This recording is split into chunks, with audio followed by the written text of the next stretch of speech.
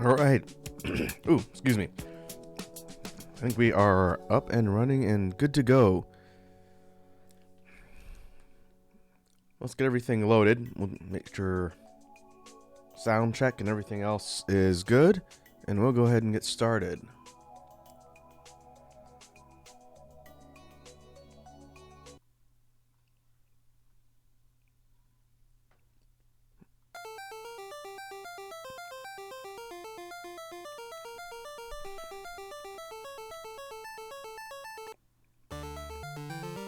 Alright, I'm going to let this loop for a second, make sure the video game sound is coming through. And I can also adjust something here on my end. We are jumping back over to the NES console for today, and we're going to sort of try and speed run this. I don't know how many, if more than one, I'm going to be able to get through, but we're going to give it a try. First up on the list is an old classic called Wizards and Warriors.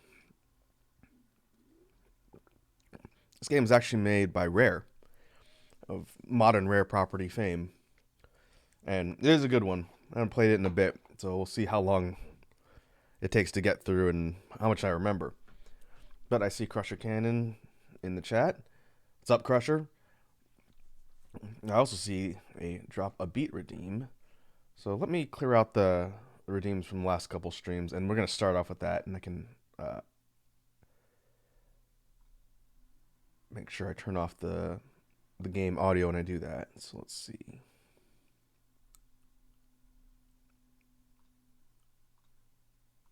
Clear that out.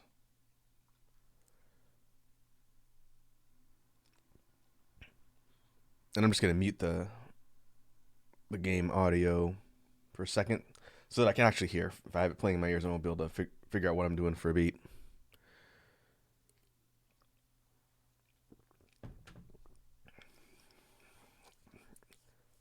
Well, I haven't even thought about beats much today, so let me see.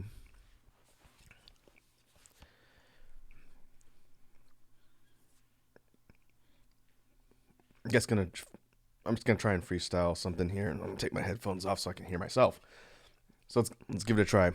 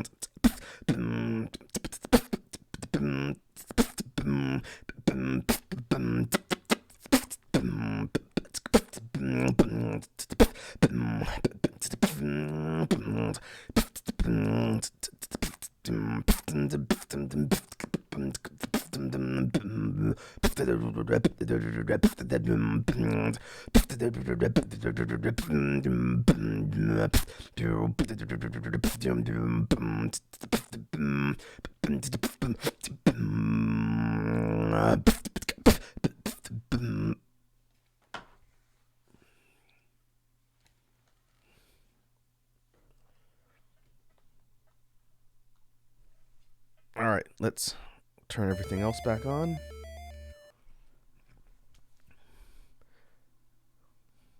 And this game is going to just dump us right in with no prologue, no opening crawl, or anything like that. But I can explain what we're doing, the premise, as many of these old school games are. We are following the adventures of Brave Knight. I think his name is Kuros. And in classic retro video game fashion, he's out to save a princess. Technically several princesses, or a princess and her maidens that have been kidnapped by an evil wizard. And so we've got a whole bunch of areas to explore and work our way through in order to save the princess. And our first area is this forest type area, and we're going to be moving between a main outer area and then these inner areas that are kind of like hollowed out trees. And so basically the way the progression works in Wizards and Warriors is you have a level and an end goal and treasures to find in the area, and you have to, along the way, accumulate enough of the gems, which are like a sort of currency in this game, in order to pass the guardian at the end of the level. And so in addition to just finding where that exit is, you have to essentially get enough money to pass the guardian, and then you hit a boss.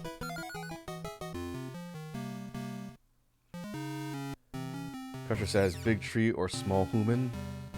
Big tree. And along the way we have, I think these are supposed to be like a type of wasp or hornet or bee.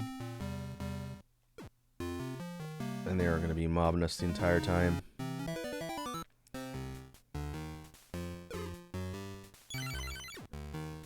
And we'll see color-coded doors as we go as well. And we won't be able to get in them without the respective color-coded key. So that was the pink key I picked up. So doors and chests respond in that color are now openable as soon as we get that respective item found somewhere on the map. And that was the dagger of throwing. So now we have a projectile. These multicolored potions do different things. I picked up a red one earlier, which is an invulnerability potion. The pink one gives me a higher jump for a limited amount of time, and then it just wears off.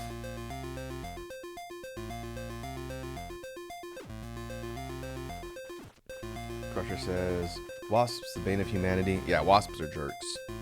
They don't really add much value, and they're just pests. And Crusher says, stream went okay yesterday. Kept cutting out, but got some stuff done. I will check that out later. Again, I think you were streaming when I was asleep, because I'm terrible at keeping human hours. But yeah, I'm glad it went well, and hopefully I can catch one of them live. Were you playing a game? I'm assuming your stream's gonna be game focused, but yeah, feel free to tell us in chat about what you're working on, Crusher.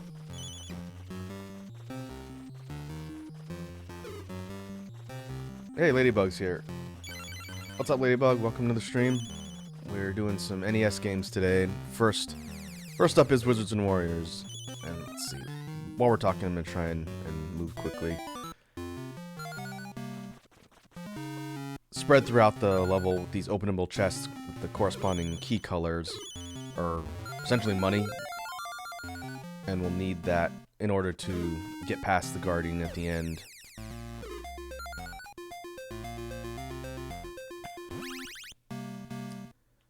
And inside this tree, lots of spiders.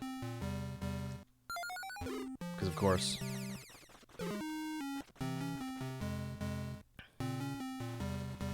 Crusher says, yeah, I'm okay. Yeah, I was playing Kakarot. Oh, okay. Nice. I've not played any of those games, but I've heard good things.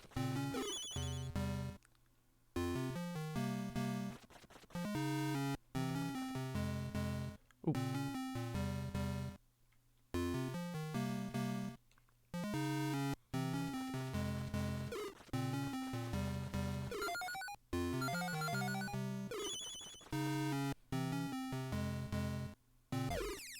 Aw. This game is somewhat decently challenging too. You're gonna see me dying a lot, but there's no real punishment for dying. There's infinite continues. It just resets your score, which I'm not too concerned about. Just looking to get to the end. But our boy Kuros here is gonna get swarmed by every imaginable hostile life form, starting with birds or bees and spiders.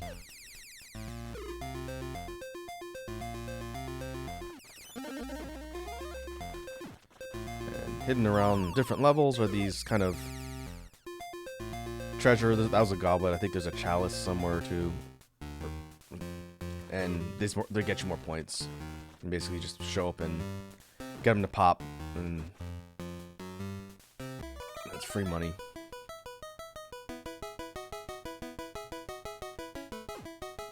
Get there. Try to get one of these bees to hit me. That'll boost me up on top. There's some stuff up there. That's the Guardian. It's a red version of the Knight. A little speech bubble will tell you how much gems you need in order to pass and move on to the next part of the level.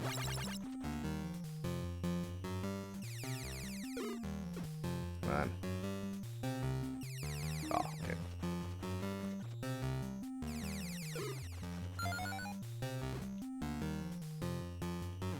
There we go.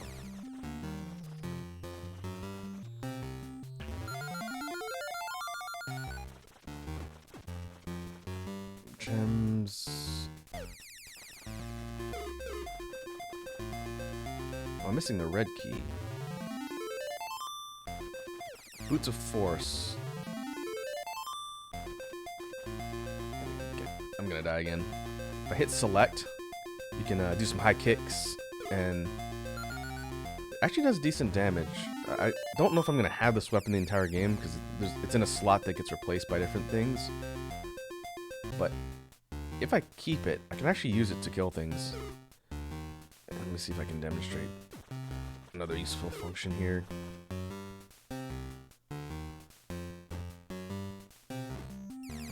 Get back up there. You can use it to kick open chests. I just can't remember if you can do it without the keys. That might be one of the perks of having that item.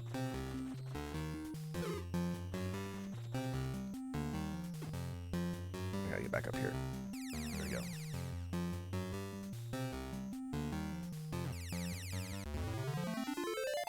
Yep.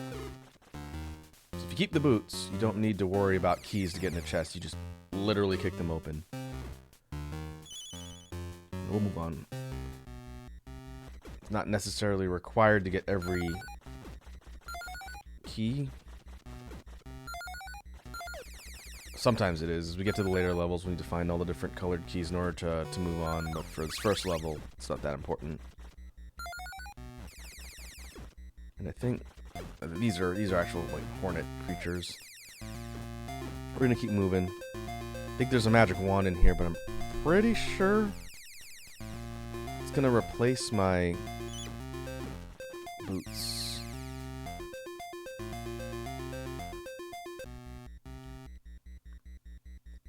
We'll see. I don't have all the items memorized. I haven't played this game in a minute.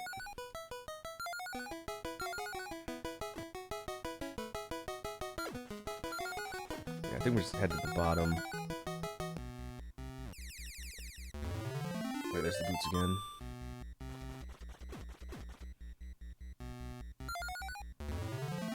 Oh, there's the Wand of Wonder. Okay, well, I knew it was in here somewhere.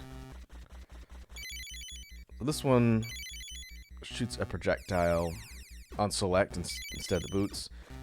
It can freeze things in place, and it's like a ranged attack. We already have the throwing dagger. So ideally, we wanted to keep the boots, but that's okay. It's not really necessary for playthrough.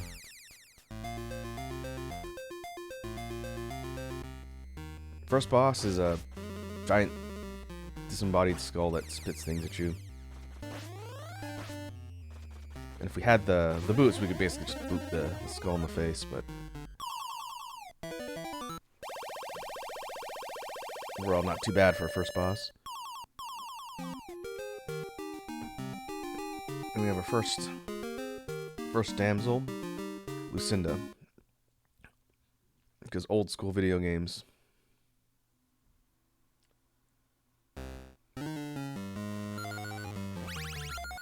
Next up, we're in a series of caves. New theme. More of a rocky environment. And as we go, my memory on where everything is in this particular game is going to start to fail me. I feel like I know the beginning decently well, but the later parts, have to remember.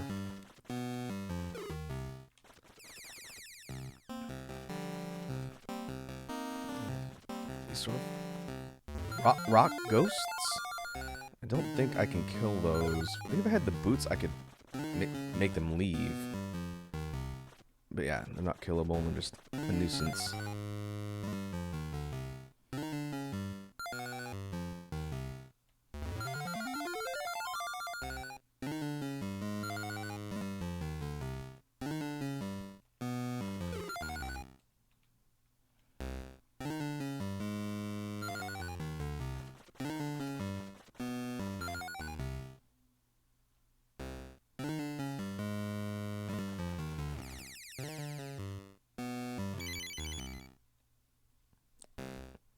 I see there's some discussion about Kakarot in the chat. I think it was Iconic who was telling me about that game at some point.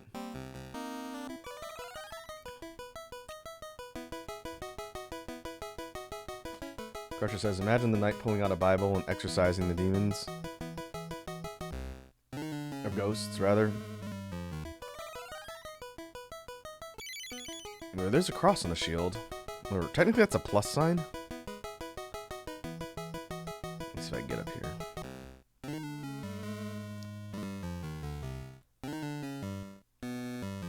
Maybe not. The shield basically can block incoming projectiles. It's for defense. You don't actually use it.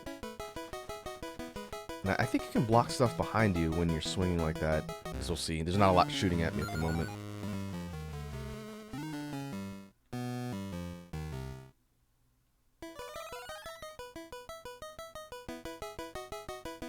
Crusher says, I may have talked about it, but I imagine Iconic talks about it too. Very up his alley. Yeah, that sounds familiar. I could be misremembering. I know I've talked to him about, I think, Xenoverse and the Budokai games before. And we're going to keep going. I think I have to circle around for that area.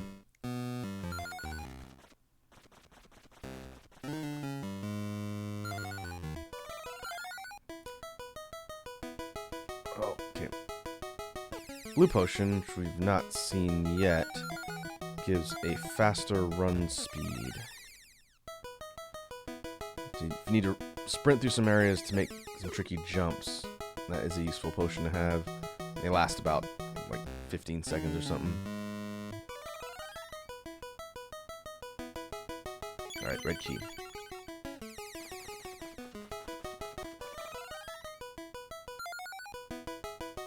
And usually if the potions are in a critical location, they just respawn after a couple seconds. Crusher says, yeah, you got me into Xenoverse 2 again. I think I played the first Xenoverse a long time ago. Is that the one with the time cops?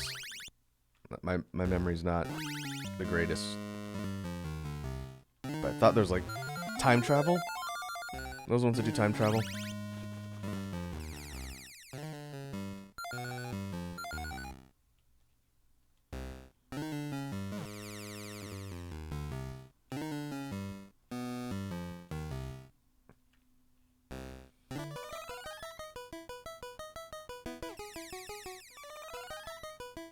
Alright, I think I need to get in.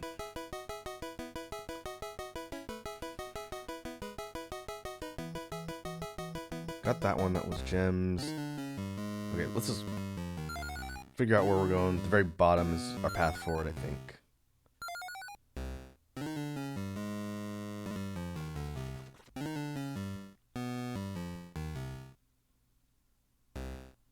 Anybody else who got you into it again? Oh, we're talking about one of the other regulars that shows up here every once in a while. A dude named Iconic Boar. He's a big fan of DBZ, DB Universe stuff, so usually I hear about entries in series like that from him.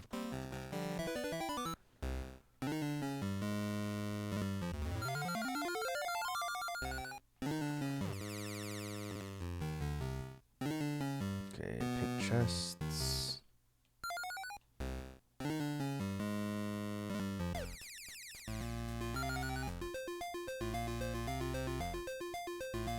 There we go. I don't remember the full cost here.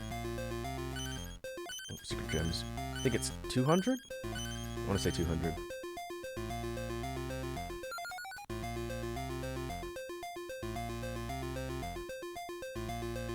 Crutcher says, I'm making chicken tendies and waffle fries.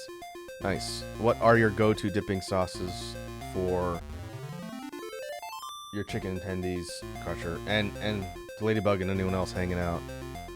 There are no wrong answers because this isn't a Toxicure stream.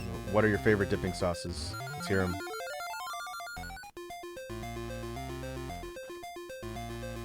Me personally, I like, for chicken tenders, hot sauce primarily, hot sauce or honey mustard.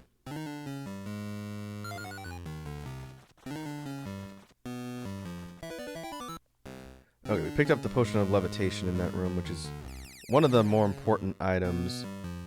If we hit up on the D-pad, we can float indefinitely for a little bit. We can use that as a boost to basically jump into spots that we need to. That is going to come in handy in a lot of areas. But with that, we've gotten all the keys. So I'm just going to sweep the area and make sure I haven't missed anything important. Oh, Boots of Lava Walk. That replaces the slot for the wand / regular Boots of Force. That will come in handy in the next area. But that is not a critical item. If I can find the Boots of Force, I'd take those.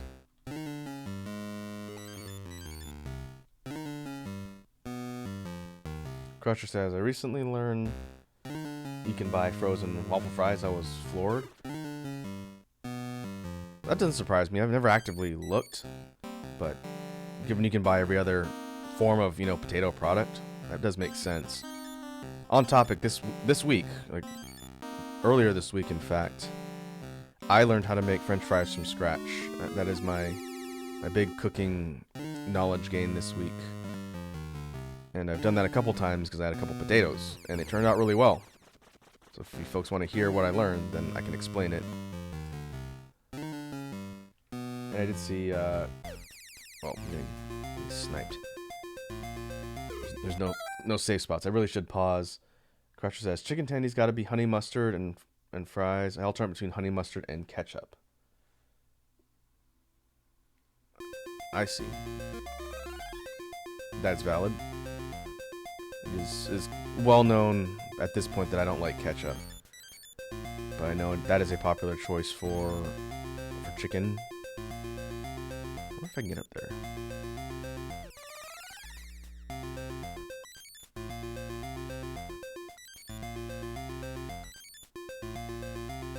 Not really. Okay. Keep looping up to the side where we fell down initially. Make sure there's nothing there.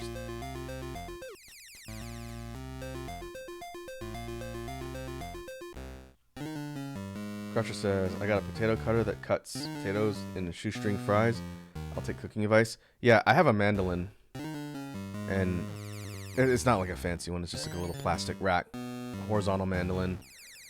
And so I've never used it. And I remembered I had it, so I used it for fries. And so basically what I did after looking up some recipes on YouTube and the like is I peeled the potatoes and then used the mandolin to slice them into like shoestring fries like you're talking about, Crusher.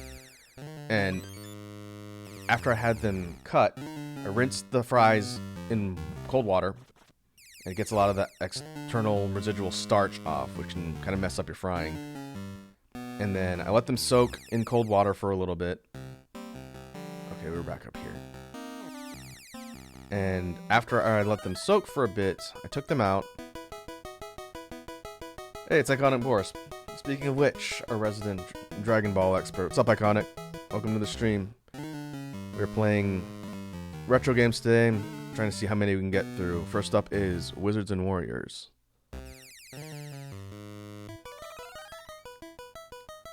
But after I got the potatoes rinsed and let them sit in water for a bit, took them out, drained them. And of course, when you're frying, draining and getting all the water off is really important. So I laid out all of the sliced fries just on the counter and on paper towels and let them kind of sit for a little bit to get all the water out. And then after that, I threw them on the stove in vegetable oil at medium-high heat and fried them for about 3 minutes. And the point of doing this that I learned in watching some recipes on YouTube is not to crisp them. I think that's the first mistake people make with fries.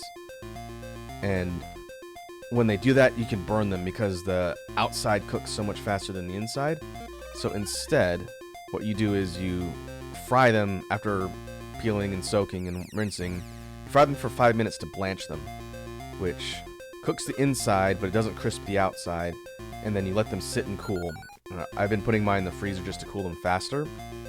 And then after you take them out, after being cooled, you throw them back in oil at a higher heat, at close to high heat, and then they fry up and crisp very quickly, and then you don't get burnt fries. We're gonna go fight the boss of this level. It's a giant bat. And so it's a little more time consuming to do it that way, but you're essentially double frying. And by doing it that way, the texture for the fries comes out perfect. And I did that twice this week, 2 different batches. One initial batch, and then I had leftover potatoes, so I just let them sit in water all week, and then fried them yesterday. And I did it the same way, double frying, and it was perfect. And so if you ever want to make fries from scratch, and you either slice them by hand or use something like a slicer or a mandolin, important thing, first you rinse them and soak them, and then blanch them in oil for about 3 to 5 minutes, depending on the size of the batch. Cool them, and then do your actual high heat frying to get them crispy. And if you do that, it's pretty straightforward. Alright, giant bat. Giant bat down, level 2.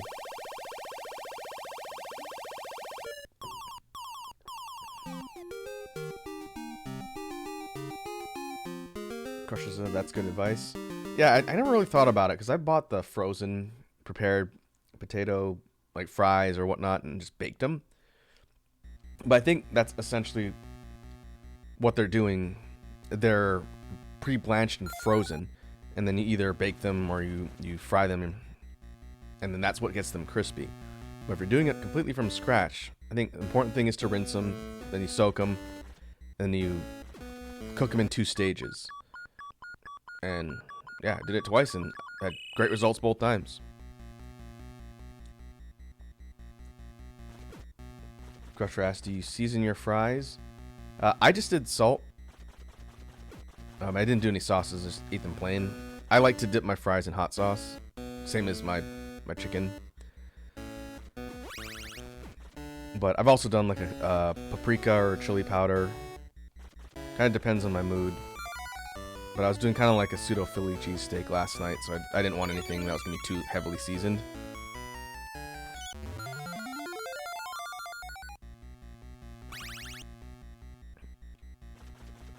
You could do Cajun fries.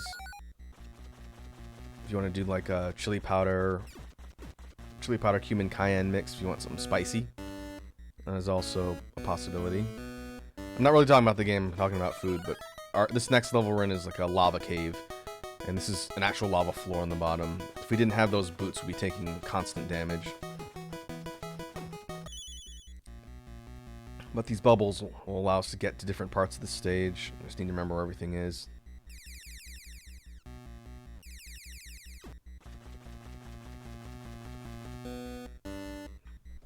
Oh, and I see Naked Snake has redeemed three hydrates in a row.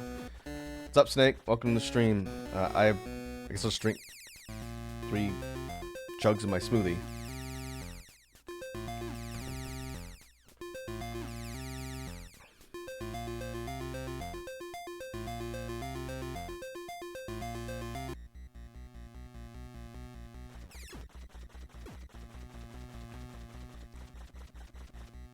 Crusher says, when I'm making a burger, I'll put a layer of fries in the burger for crunch. Oh, that's a good idea. One thing I've been experimenting with lately, I guess I need to do this and pair that with this new fry method that I just learned, But I've been doing smash burgers since weather's getting colder here, and I don't really feel like going outside in the rain to grill. So I've been doing smash burgers on the stove, and that is such a brainless way to make burgers, and it's so really consistent. I am gonna just do that from now on. This is the second part of stage 3. It's still lava caves, but now it's a different color. Our enemy of the level are these flame wisps that are just roasting poor Kuros here. Oh, is Wazzy live right now? I didn't get a notification. Is her Discord notification thing still broken? I normally try and avoid streaming at the same time as her, but I was off today, so that's how we're streaming this early. But hopefully she's getting a lot of work done, not getting sidetracked by crew shenanigans. But I think we all know that's gonna happen.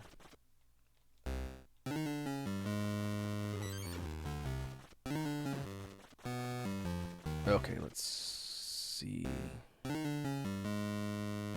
think I remember what I'm supposed to do here. We still have the bubbles. There's one that I need to ride up to near the top. There's a lot of things to get. So let's, oh, there they are.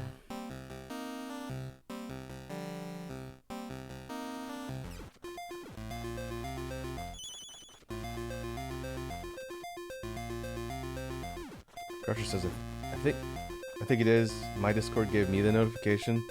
Okay. Yeah, no. Well, oops, I'm not paying attention. I know it was acting weird earlier in the week, but that's good. I know her November subathon thing that she's doing has been going really well. You folks seem intent on making her suffer. Truly the suffering from success meme, DJ Khaled.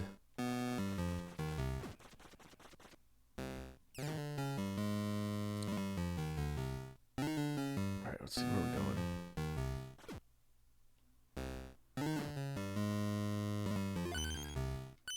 Okay, bonus gems.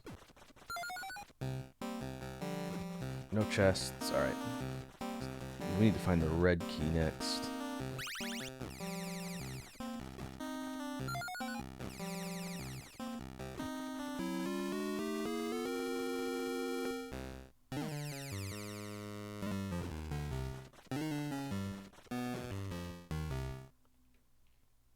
Keep looking around. I think we have to go up the middle. That spot I kept slipping off.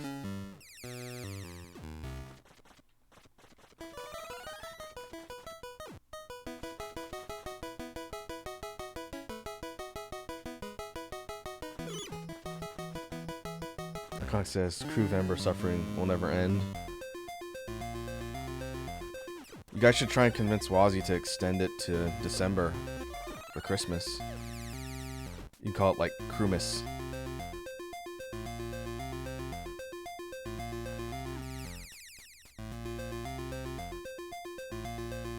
For those who might not know who I'm talking about, we're talking about Wazzy, the CEO of Team Toxicure, one of my friends who's a streamer and animator. She's doing a subathon thing for November, and it's going way better than she expected to go. I told her, I said, you shouldn't underestimate the generosity of your community. And if you put pain-based goals on there, people are gonna do it.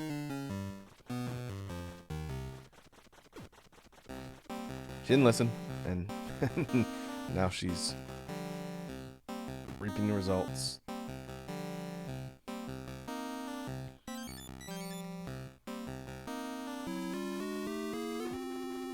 Alright, let's see.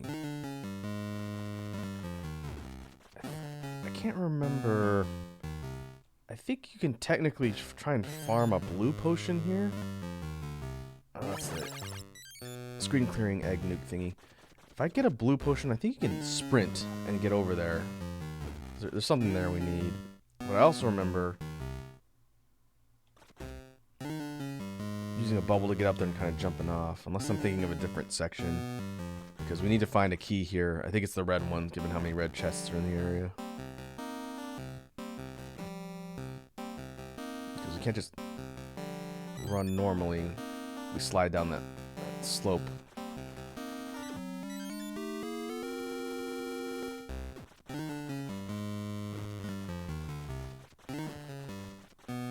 Let's see. I'm gonna try and ride up again.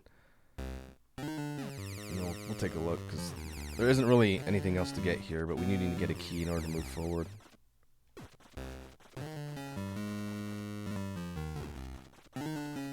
Problem is the bubbles are kind of randomly generated, so you have to wait for one that's going to be in line, and then hope we don't get knocked off or killed.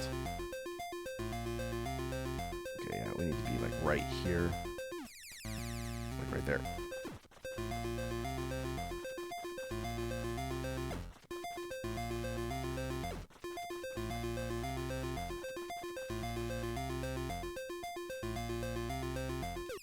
Oh, I knew it was gonna happen.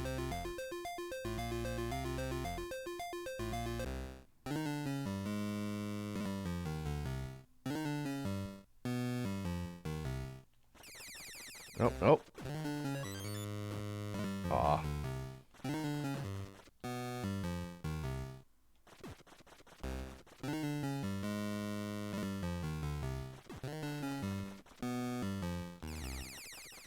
Iconic asks, what's the evil meter? Is this the very first morale system in a video game?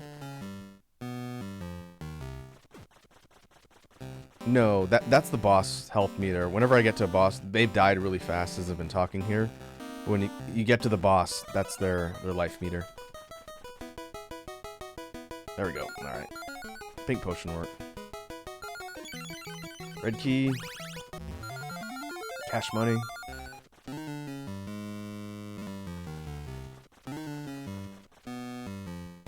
Now we can pick up all of the red chests. Staff of Power. This is another projectile weapon, and it doesn't freeze things. I think it's just damage, and you got kind of like a spread path. But that cost me my boots. So if I, just to demonstrate, if I jump down on the lava, then it lights me on fire and does a lot of damage over time. It's not the end of the world. You don't need the boots. As long as you avoid landing on the lava down below. It's not a big deal. Oh. Alright, here's the boss. You can see the evil meter. As we go, the boss life pool is going to get larger. But this is like a rock face.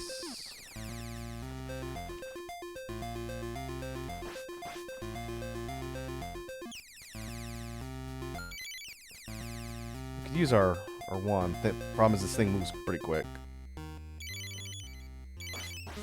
Let's do damage though.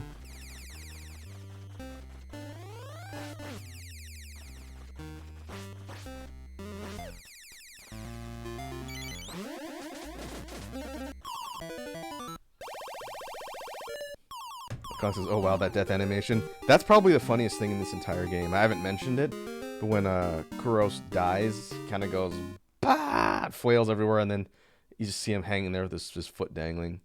That was another one of the distressed damsels. That is a pretty funny touch. I mentioned at the beginning for folks that jumped on midstream, this game was made by Rare. It's a very old Rare game. Rare is in the company, not like, you know, it was a pretty common game. A lot of people played it. But the company Rare of, you know, Killer Instinct and Donkey Kong Country and everything else that they've made,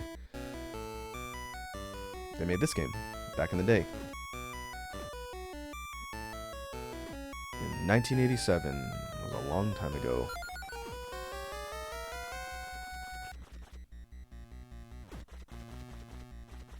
Alright, in this particular area we have an extension of the caves. Different color set. I don't think these are like lava caves. Probably more like crystal caves.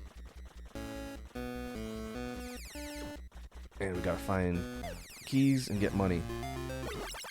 And you're gonna see that death animation a lot because there's constantly enemies and things flying around mobbing you in this game.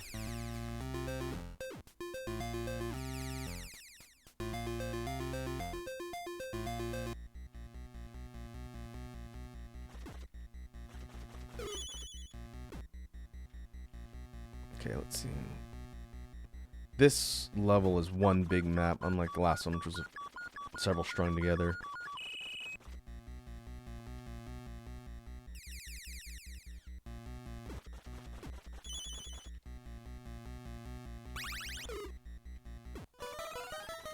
Crusher said he just has a little fit on the ground. Yeah, it's most likely frustration. If you were doing all this for a girl and there's no guarantee that it was gonna mean anything, while being mobbed by rock ghosts and bats and bees and fire wisps and all manner of hostile life, you'd probably be stressed out too. Alright, blue key. These skull things are not destructible. They're just a hazard that constantly shoots at you. And they do a ton of damage. Okay,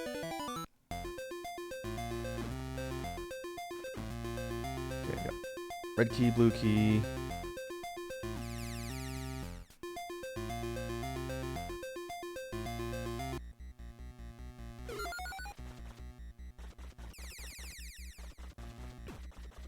Let's keep looping around.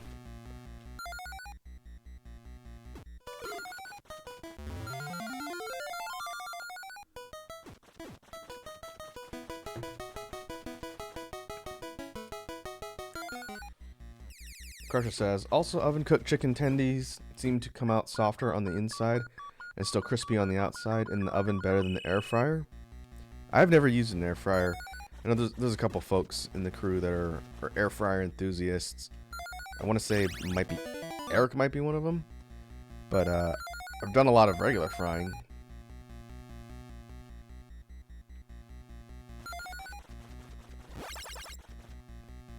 Are you making these chicken tendies from scratch, Crusher? Or did you get them from somewhere? Like, are they pre-made, or are you making them from scratch? Because I imagine it'd be tough to do them from scratch if you were baking them.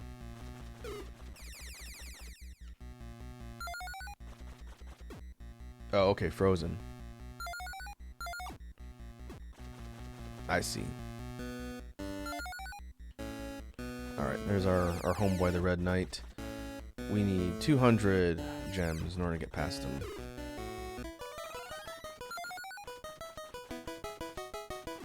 We can go up and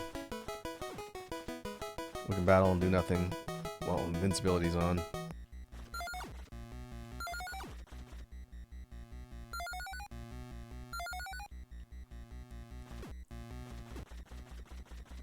Crutcher says, got them from the local grocery store. Ah, nice. There is a chain. I don't think they're national, but I don't know of too many in the state where I live. But they do like a Cajun style fried chicken, kind of like a Popeyes, but these are a smaller operation. And there's one nearby where I live, so I order like Uber Eats from them every once in a while. And I can't remember if I told this story on stream, but it's kind of funny, so I'll tell it again if that's the case. I've been ordering from this place for like at least a couple years since they opened up nearby, just because I didn't know where they were, and I'm lazy. And so one day I was going over to someone else's house, and they asked me to bring some of this chicken from this place. They're like, oh yeah, that place is really good. Can you bring some? So I said, yeah, I'll pick it up on the way, and then just drive it over. And so I drove over to where they were at, and it turns out their operation in a lot of locations here is they set up shop in gas stations. And so they make it off-site in probably a central kitchen, and then they ship it to the gas stations, and then they're stored in like just a regular hot case alongside the cigarettes and lotto tickets and everything else. And so I was kind of surprised when I went there and I got, you know, in line with everyone else at the gas station, but they had a big menu with all the stuff. So turns out I've been paying Uber Eats to go to a gas station and point at things and put them in a box and drive them over to my place. There's nothing wrong with the chicken. And so I took them over for the thing I was going to, and I explained this, and they said, you brought us gas station chicken? I said, yeah, but if I didn't tell you that, you wouldn't know. And apparently that's common. Just an interesting business model. From what I've read, they do have standalone restaurants. I've just never seen them. And there's maybe 2 or 3 of these in total where I live. Okay, so we need the pink key yet.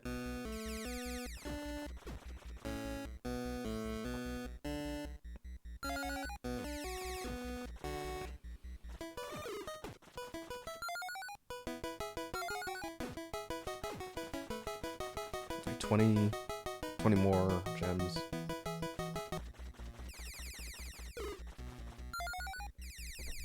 Crusher says, sometimes gas station food is good. At least in the States, in general, it's usually not. But this is a brand that sets up to sell at a gas station as like a distributor, so it's a little different.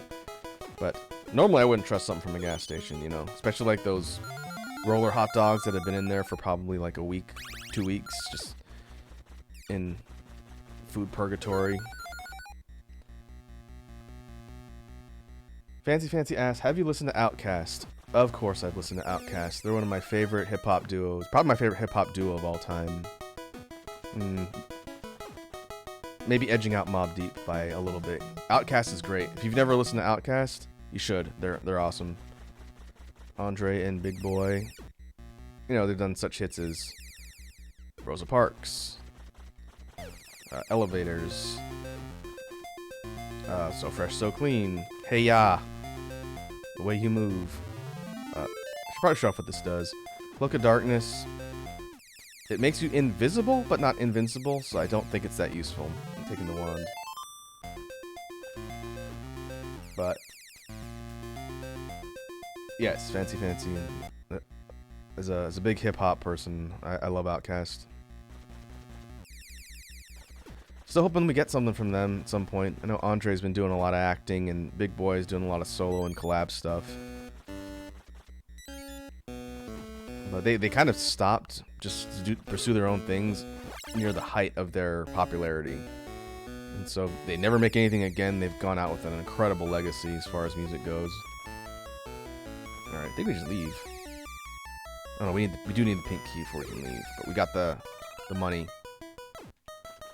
Alright, just gotta find that last key.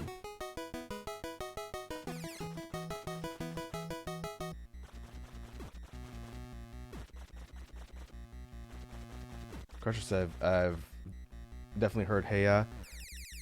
I'm sure you've heard a lot of the songs I'm talking about. Like, you would know Rosa Parks if you heard it. That's a good song. Oh.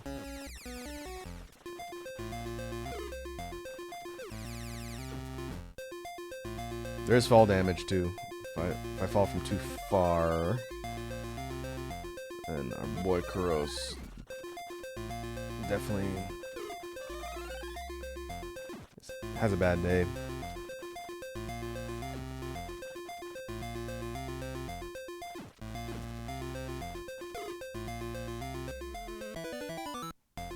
There it is. Yeah, this isn't going here.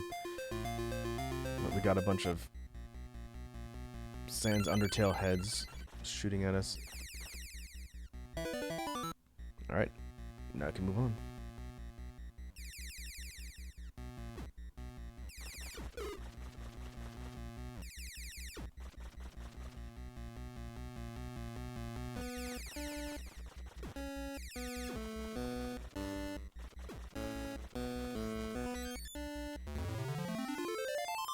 Crusher says, "Oh yeah, I've heard of them individually too." Yeah, there's a good chance. Like ever since the late '90s through the mid 2000s, that's the majority of their hits. Talking about Outkast, they had their own kind of label of folks that they collaborated with and had their own projects. One of the most underrated hip hop groups that, in my mind, and I don't hear a lot of people talking about, and they're still around today, is Goody Mob. And they collabed with Outkast a lot, and they made some really good music too. In fact, CeeLo Green of FU fame, and he's known for a lot of his singing and stuff now. He's a rapper originally. He was in Goody Mob. And not a lot of people know that because he got pretty popular for his solo stuff much later. But that's where he started, and he still does work with them. Like, he didn't leave the group. But yeah.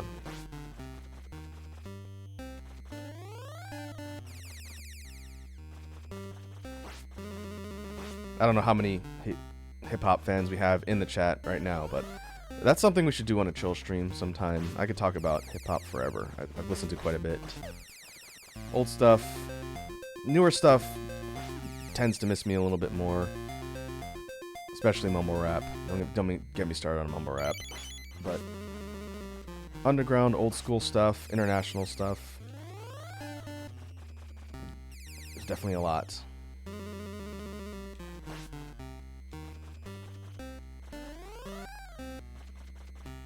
Okay, boss. This level's a little bit tougher. This is a sort of wraith-like ghost.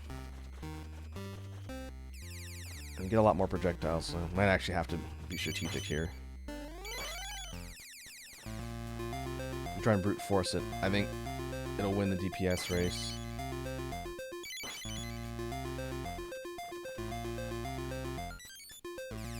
Aw. Okay. Ah!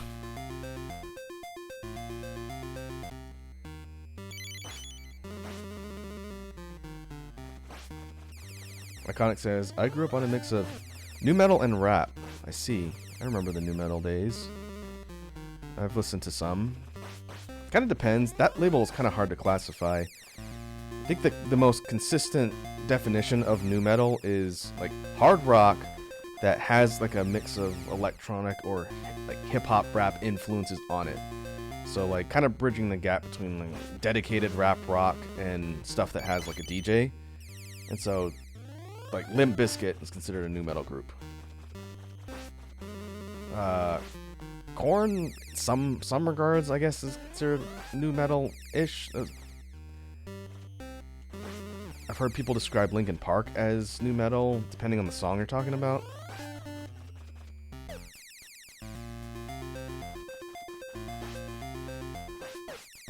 Oh boy.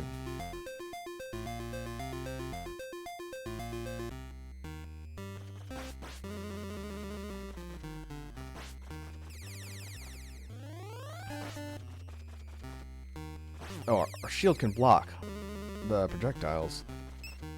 Forgot.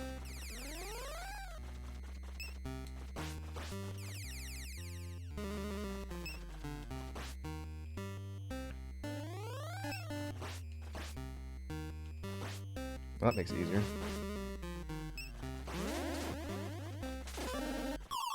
Crutcher says, I used to be into regular hip-hop and rap, but it got too saturated with Eminem for me. Too much gays are bad. Now I'm really into anime rap, as I can vibe out the characters I like. You would probably enjoy a lot of the nerdcore scene then. If the overall focus of mainstream hip-hop just doesn't vibe with you anymore, listening to hip-hop about like video games, anime, D&D, and stuff like that, which is a big focus of nerdcore, hence the name, might be up your alley because it's definitely a lot more interesting. Like that's my favorite genre, even though it's considered an underground genre because I can relate to it more.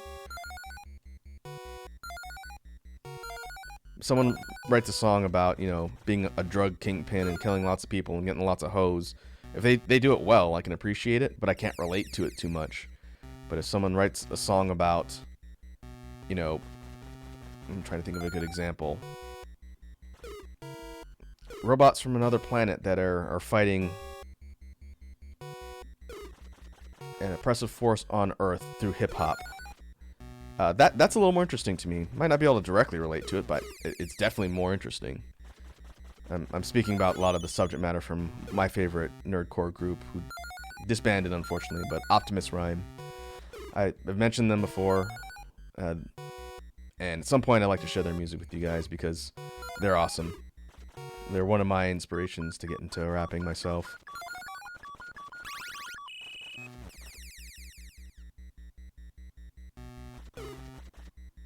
Okay, we're going up a tree-like environment. This is basically the other side of the map, so it's going to be real similar to the one we fell down. But we're going up instead of down.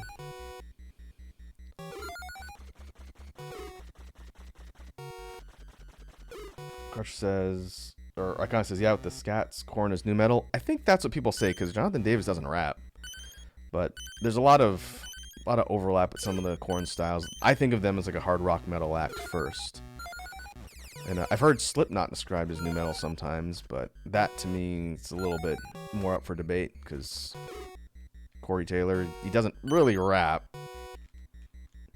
but they have a lot of electronic and kind of turntable influence in some of their stuff, so I don't know. Music genres are something that no one will ever be able to accurately define because everyone has a different idea. There's no authority. So I tend to not get as wrapped around the axle on genres because you can argue every which way.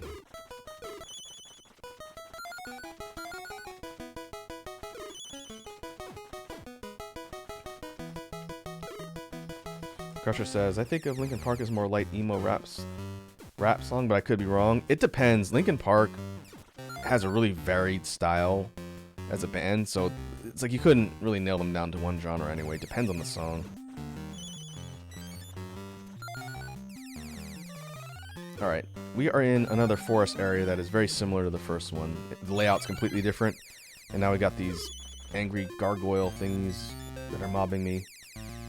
But just like the first one, we need to find all the keys, get money, and get to the end. We're actually like 2 levels away from the end of the game. We're pretty close to the end as we've been talking here.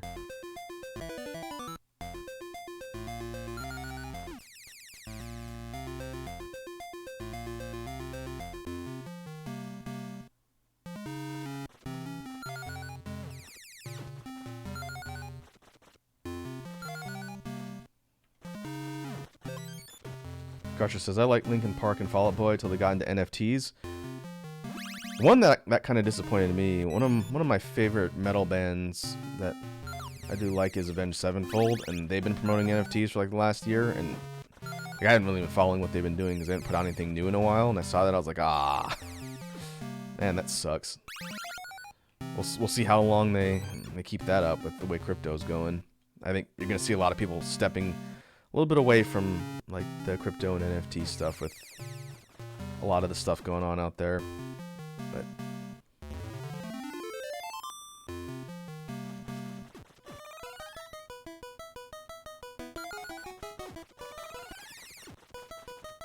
Crutcher says gender is just a form of metal.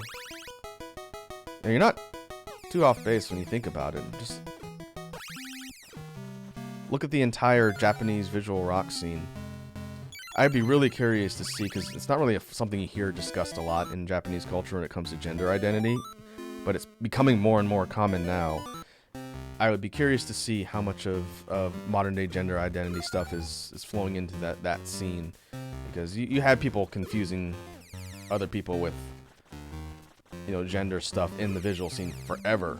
It's part of the style and part of the culture. As a big fan of like Japanese visual kei stuff, I think that stuff is really neat. So I'd be curious to see what the whole idea of gender identity in that discussion now is coming up in that scene, because I can't remember the band. I saw this on YouTube a while back, and it was a pretty cool band, but the lead singer was non-binary, and I don't think I'd ever seen that actually mentioned in a Japanese group before. So that was pretty neat. Hey, Goblin. Alright, we got all of the keys, but where's the exit?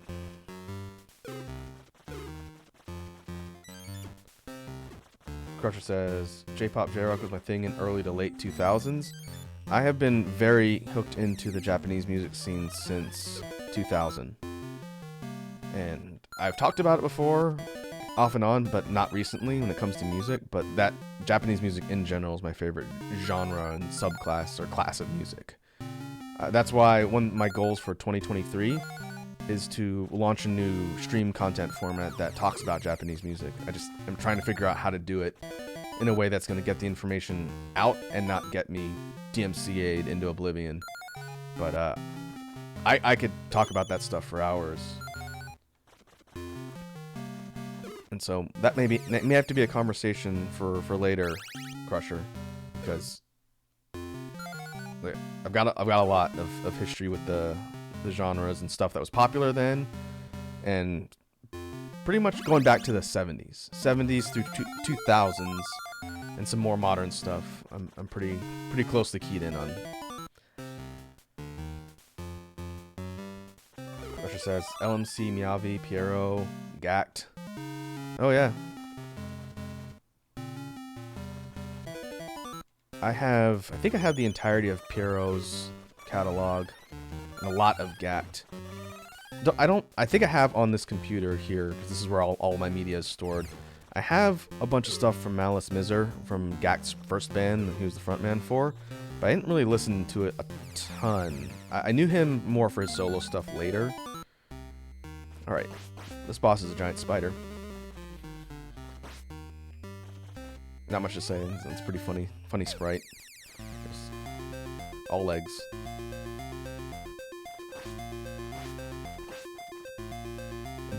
But yeah, the late 90s, early 2000s visual scene, you saw a lot of evolutionist stuff that started from the 80s with bands like X Japan.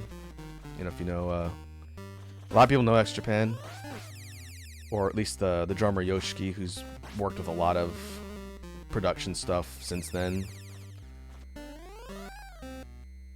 But they sort of pioneered a lot of the visual rock movement that would be developed further as a subculture in the 90s and in the 2000s. You had groups like Duran Gray, who started off as a primarily visual-based group, and they still are if you look at what they look like now. Their look changes every single time they do a release. But they became a lot more like experimental, like alt metal, and I like Duran Gray a lot. I've seen them live. Easily the most brutal metal show I've ever been to was Duran Gray here many years ago. That's another story for Chill Stream. I need to do concert stories. I got a good one for that.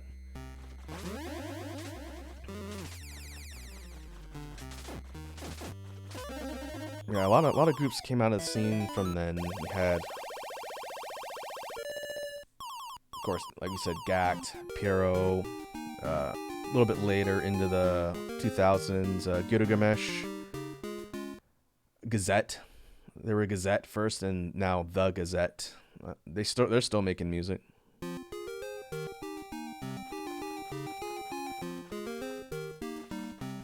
was talking to a friend recently, and we were exchanging recommendations for J-rock bands, and one of the more recent ones that I think is a really fun band that needs more exposure is a band called Leet Speak Monsters.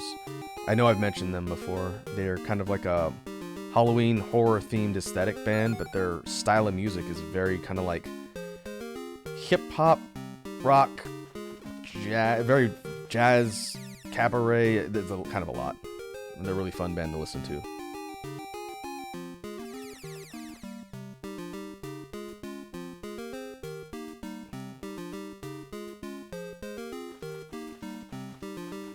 Crusher asked, you remember the song that plays near the end of FF7, Dirge of Cerberus? Is by Gact. I never played Dirge of Cerberus, but I know he was connected to the development of that game. So I've probably heard the song, but I don't know it from the game.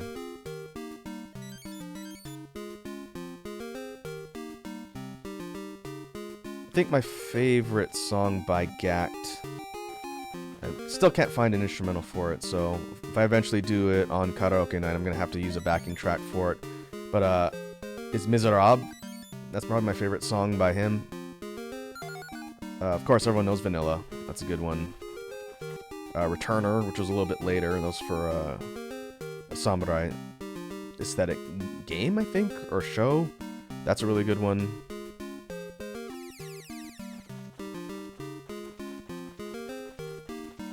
Alright, I'm not talking about the game much, but now we're scaling the castle that the evil wizard has taken over. And it's covered in ants for some reason. But we got these platforms that move in and out, so this is jump puzzles, basically. And we still have to find all the keys. Oh, and I picked up the Feather of Falling. I must have not even seen when I picked that up.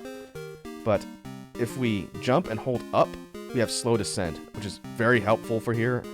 So it's a good thing I realized I have that. we're gonna be doing a lot of jumping. Uh oh.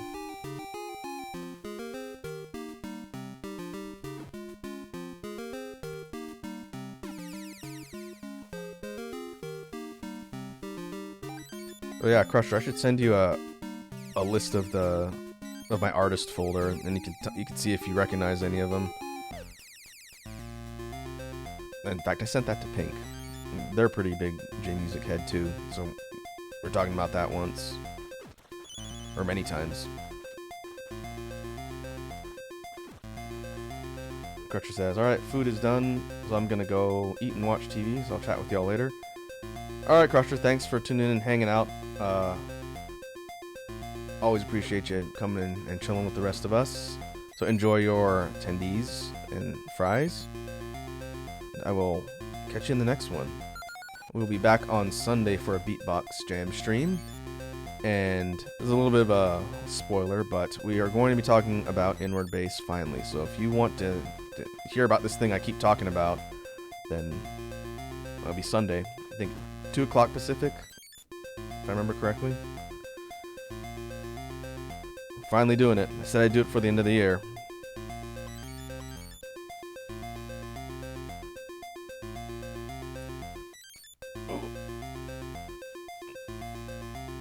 Do not want to fall off. Okay, pink door is way up here. Crutcher says, I'll be there, I may be high though. That's okay.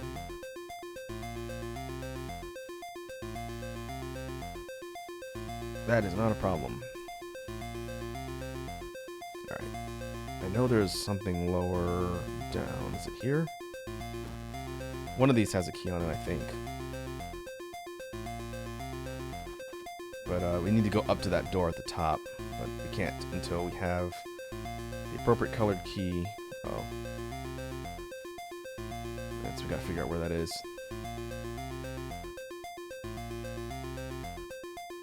It's at the bottom.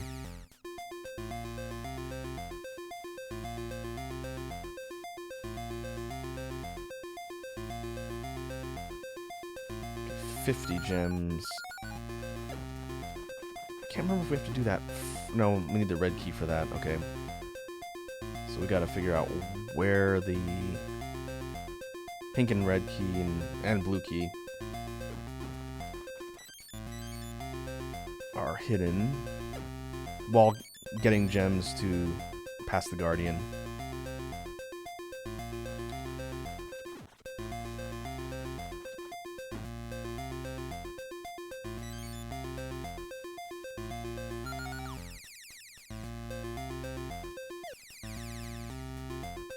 And I'm going to die.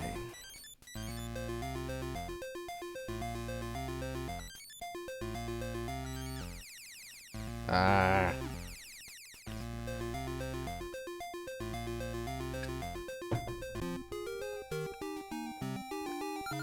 Alright, at least the song is gone.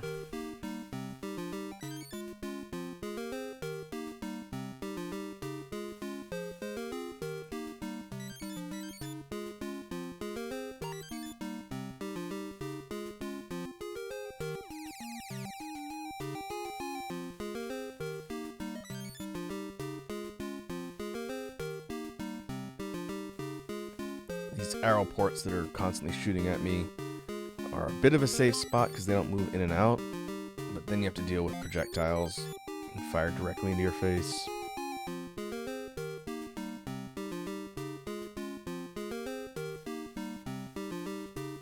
Nope. Nope, nope.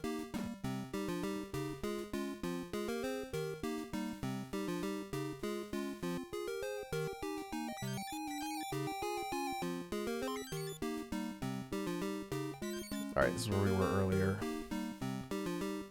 So somewhere around here is a key I missed.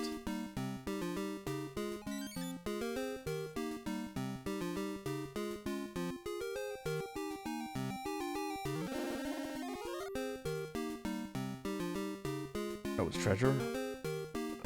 But I don't know where it popped up.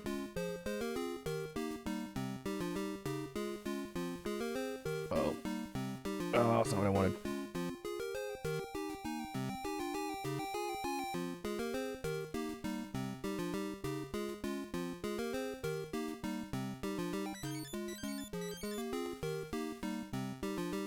this whole section would be very difficult without the potion of levitation. I think you could technically, I don't know if you can do it some of these jumps because they're too high. Alright. So I'm not there.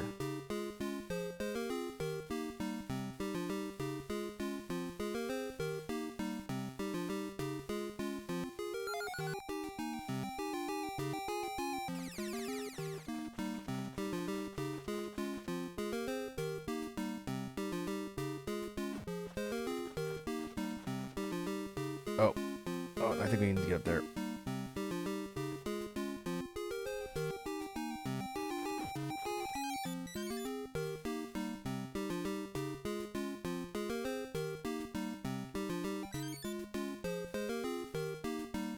There it is. I see Iconic has redeemed a hydrate. Alright. I'll drink more of my smoothie.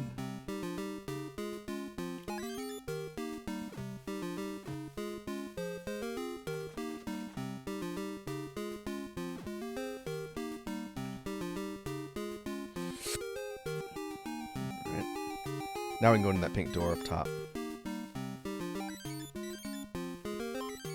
And this being the last level, it's a giant external map, and there's a bunch of dungeons and places to go inside. Uh-oh.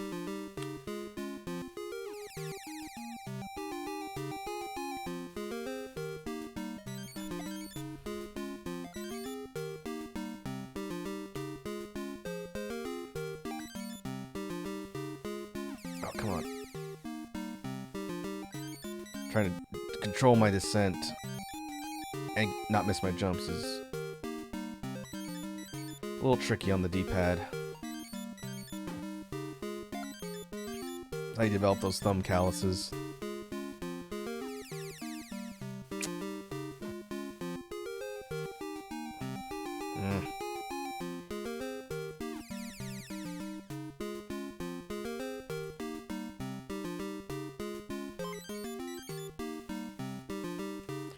Should be aiming for the arrow ports. Those will be safer. I'll try and do this quickly.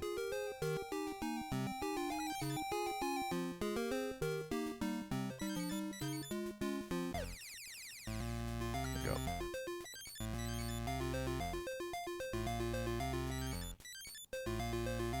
Nope. That is a very, very precise box I need to land on. It's a little bit tough to see. Because I have to basically hold up and steer with the D-pad.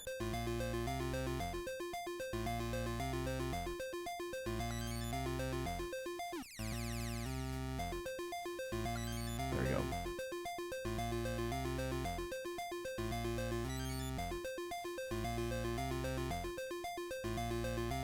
Finally. Okay, now we're inside the castle. We're still looking for a red key and a blue key. We need 15 gems. 50 gems, rather. And not a lot of enemies, just a bunch of beheaded Sans Undertales shooting at us.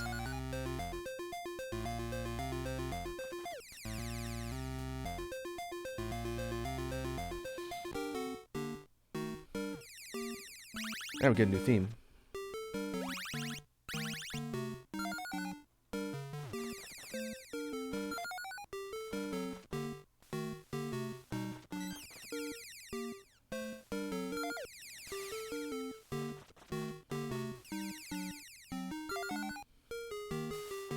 Red key.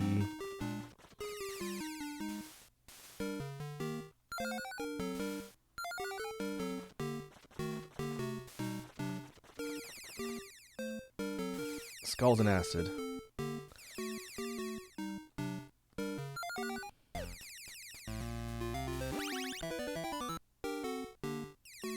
It's a good thing we have infinite continues. This game would be impossible. At least the last level. The fact that it's really difficult to avoid the flying enemies or projectiles and avoid taking hits. I think that's why they have infinite continues.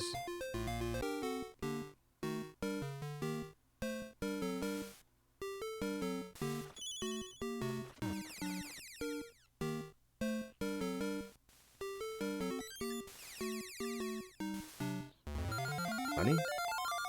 Okay, I think that's it for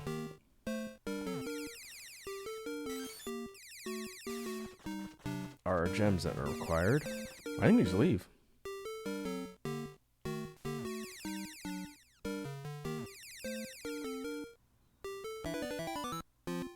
We just leave and head all the way down to the bottom, I think.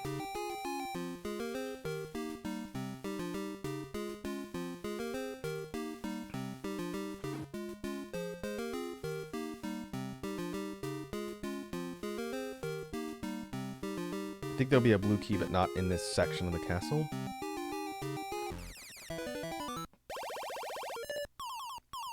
I wouldn't even need one. Alright.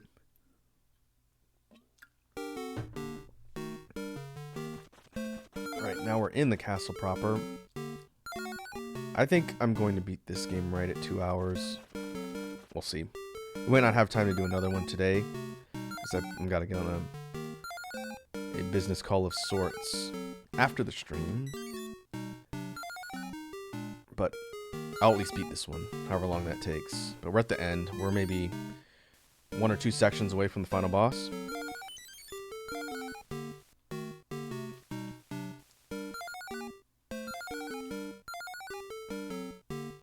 Okay, I need blue key here.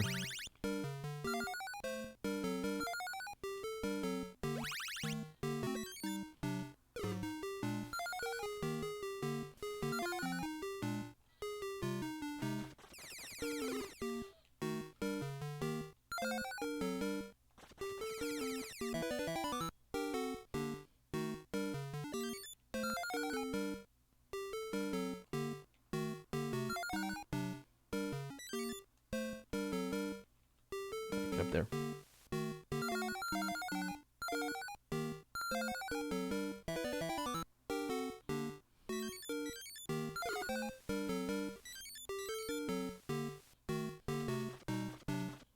Okay, basically we need to systematically explore the area until we find the exit, and then the blue key. So there'll definitely be... Oh, I can just kick these open, I forgot. I had the Boots of Forts on the whole time. I didn't need it for these chests.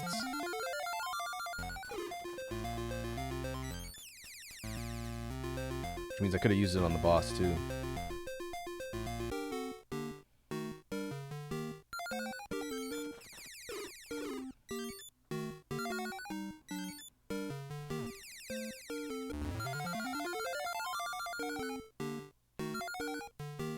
Okay, 200. Alright. Oh, we got large skeletons. Throwing bones.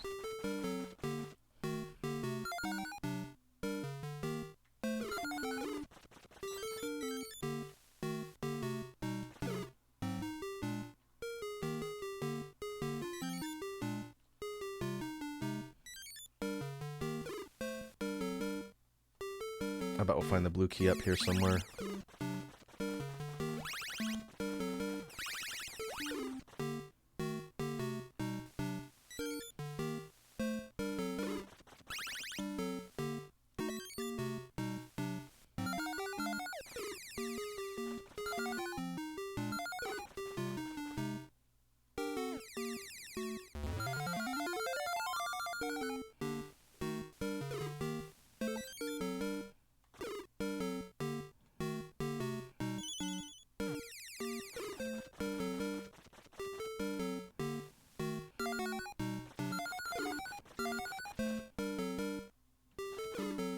Are we gonna find a key up here?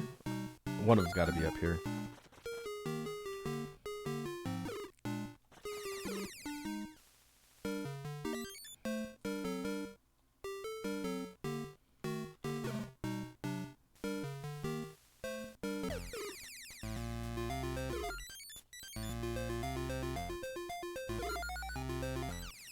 Ah.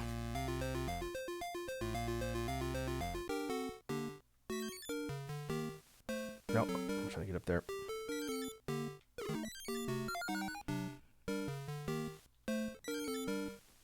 There you go.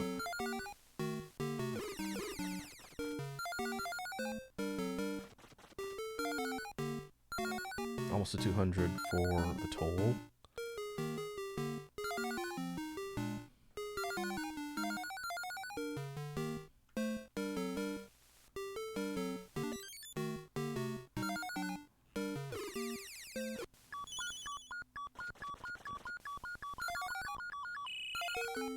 Comparatively, this is a pretty big area too, but it doesn't have a lot of branching paths. So you just have to kind of explore each systematically, find what you're looking for. So there should be a key up here. Okay.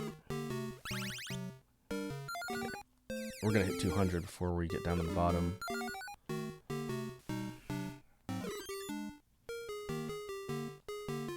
There it is. Okay, red key.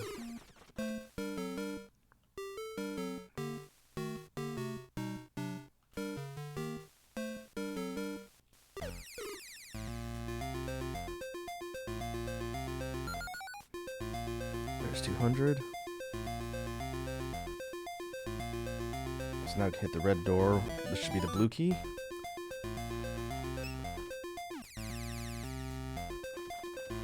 And the blue tile set with the Sans Undertale heads.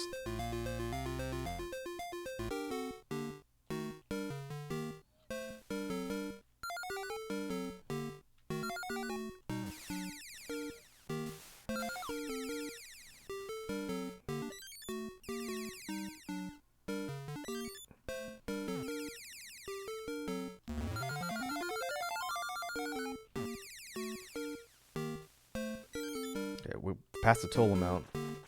Really, I don't need to kick open any more chests, because I run the risk of getting something that's going to replace my boots if I do that. So we're just going to move on.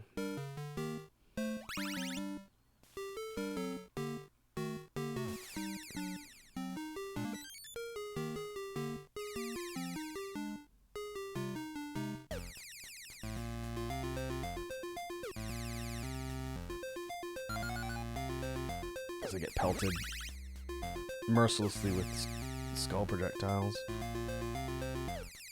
Alright, blue door.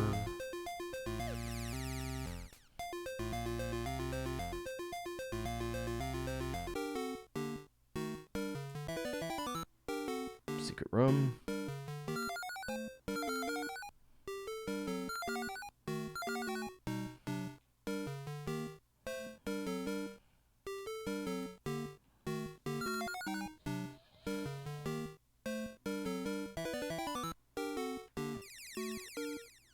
Blue key.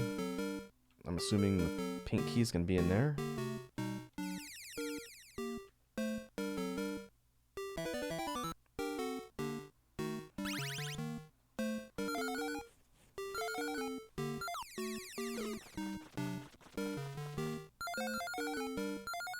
Oh, we just came out the top. Okay. So we did a loop. Let's go. I don't remember what color the guardian door was. Let's go look and make sure before we try and sniff out a third key. Because not every level's going to require you to get all three of them. And I hope I don't have to go back that way. It's a long way down.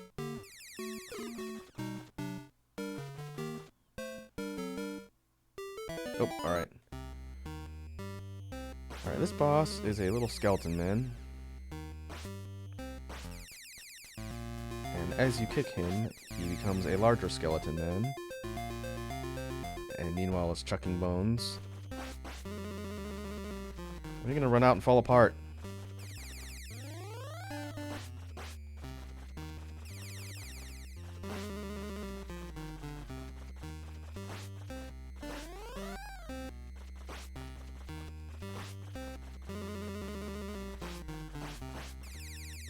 Oh, that's right. Each iteration or size has its own life bar too.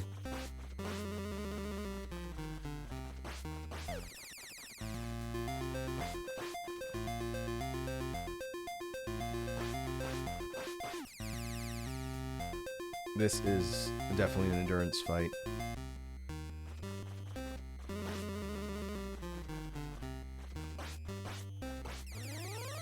Each hit takes off 3 too. Oof.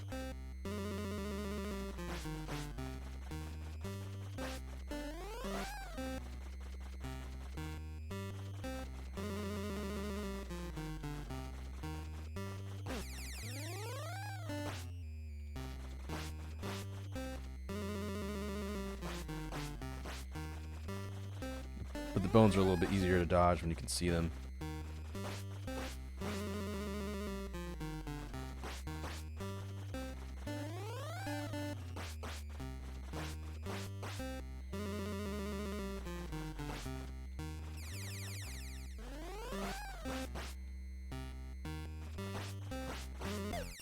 Uh-oh.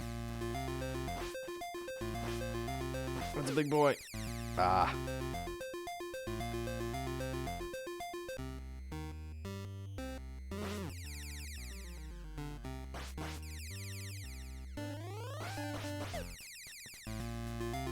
Just kind of curious to see how effective it'd be to try and kick spam.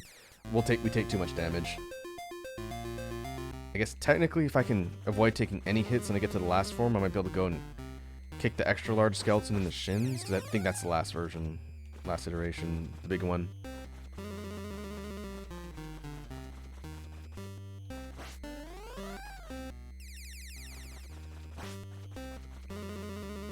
Does ducking throw that at a lower trajectory? I don't think it does. I'm just checking here.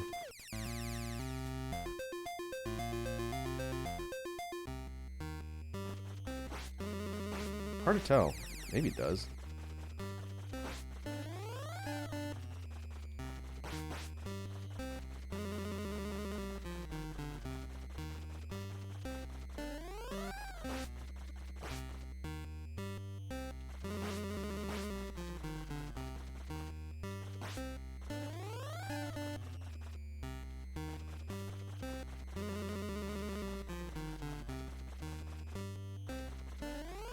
Stay still.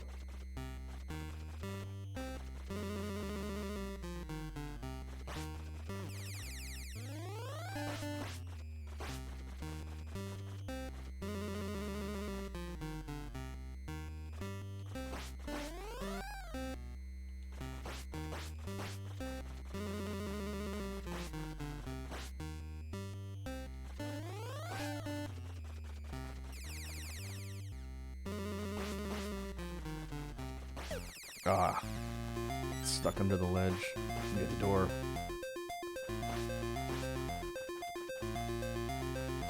This is probably the most difficult boss in the game, just because it's essentially 4 bosses.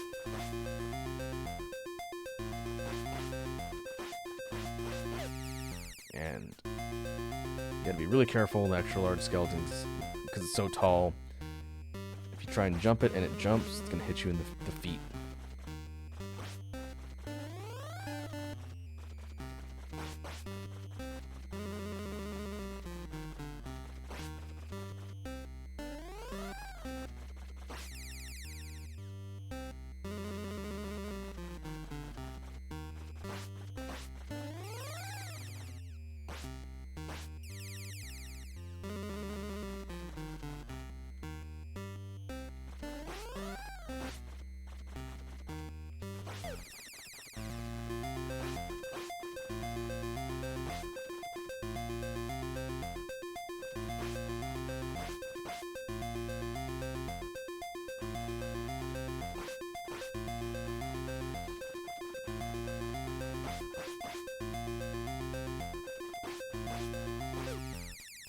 Nope. I really gotta get to the last form with a full health bar.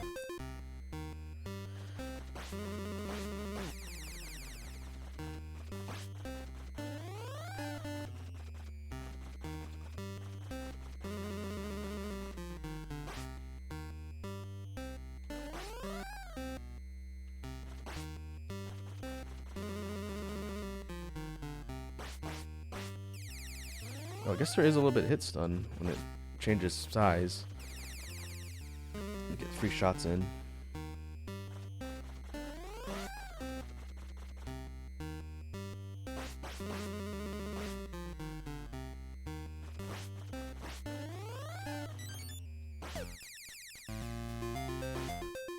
Ooh. Oh, I missed. That could work.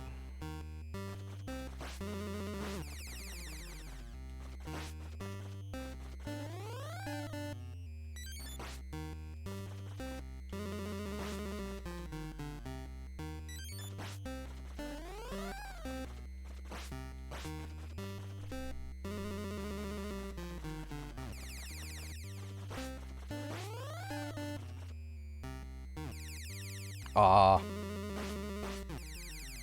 Missed.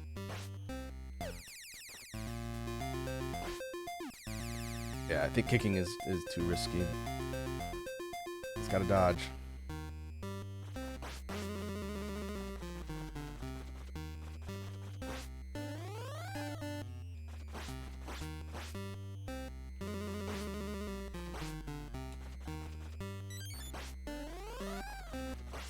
Ah.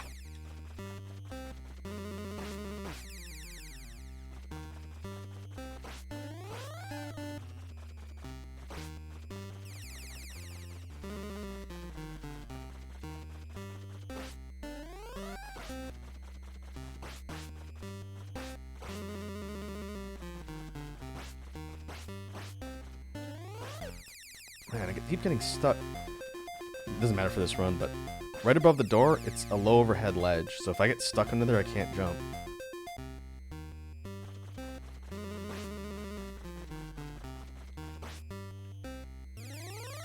Okay, the bones only do 1 damage. So I have to get hit by something. I'd rather be the bones and not the boss itself. That's 3.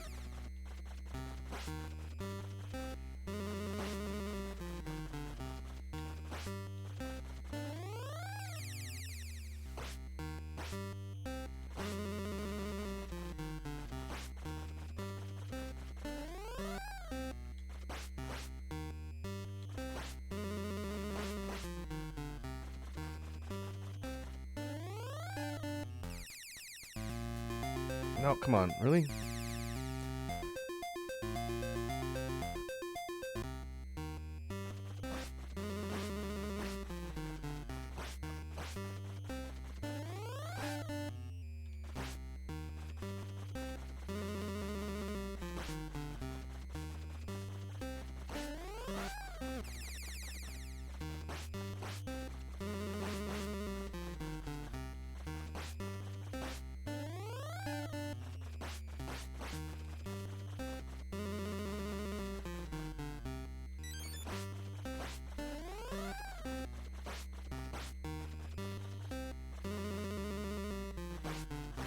Oh, that was a bad place to do that.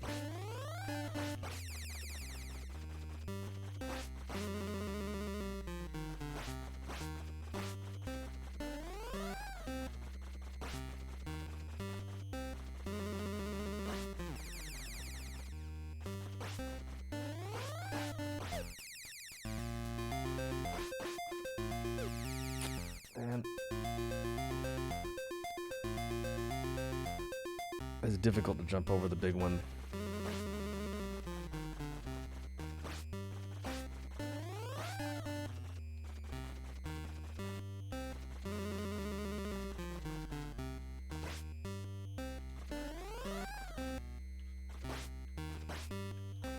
This isn't the final boss, by the way, but I would say the skeleton's the toughest boss fight in the game. We have one more, I think, short level after this, and then the final boss. The final boss is tricky, but not this hard. In fact, you can kind of cheese the final boss, and I intend to do so.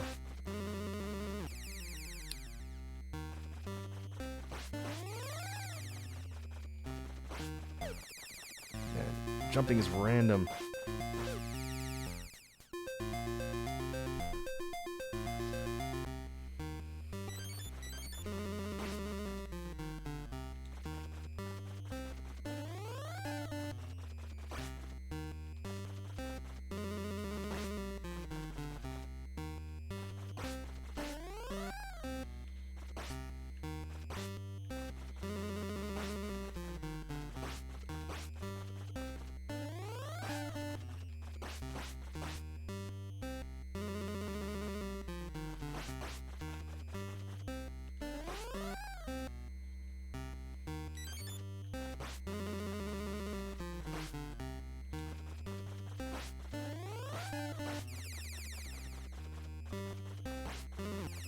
Oh, really?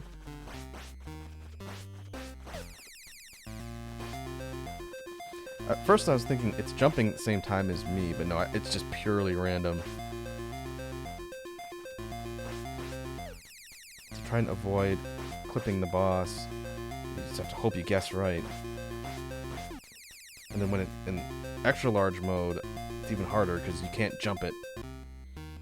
You can jump over it when it's grounded, but not when it's in the air. It's too high. Technically, I could levitate jump it, I guess.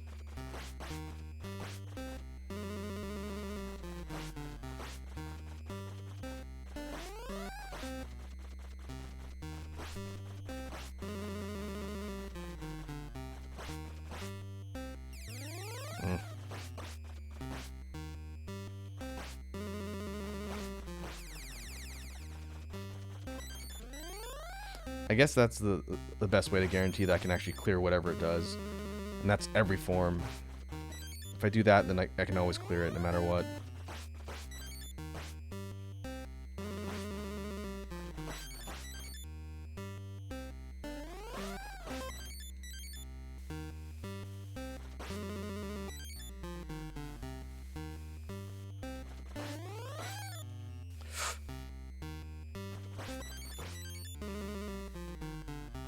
See if it works on the big one.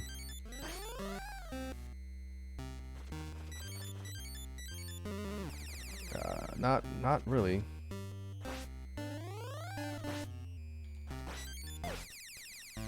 Oh man.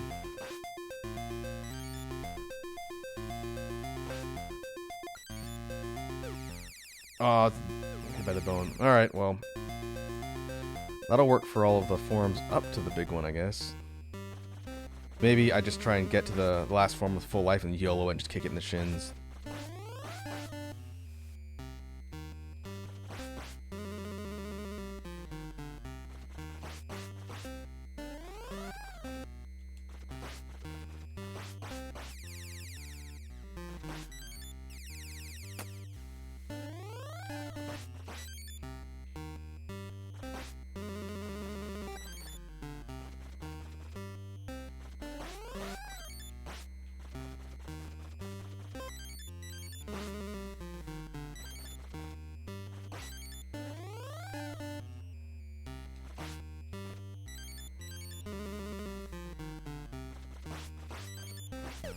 Ah.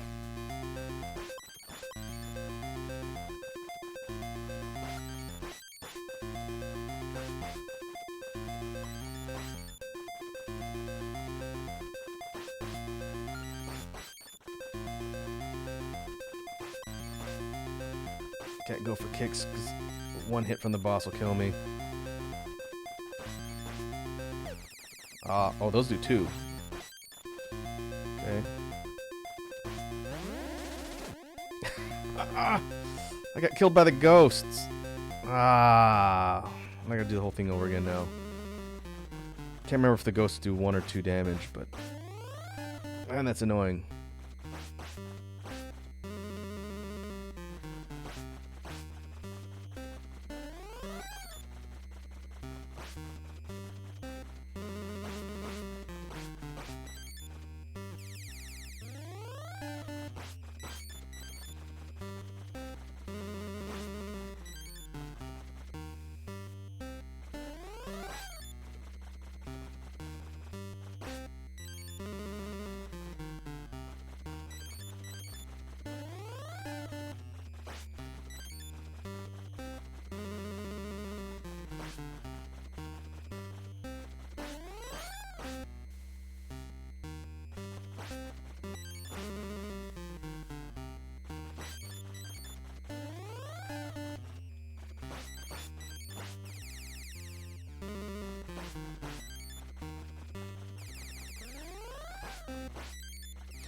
Oh man, I think it boxed me in the corner.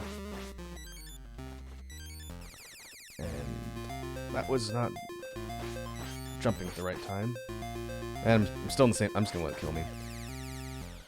I don't think it's possible to escape the little purple ghosts without them at least touching you once. I didn't try kicking them. That technically could work, but I really need to kill the boss with not 1 pip of health or I'm kind of boned.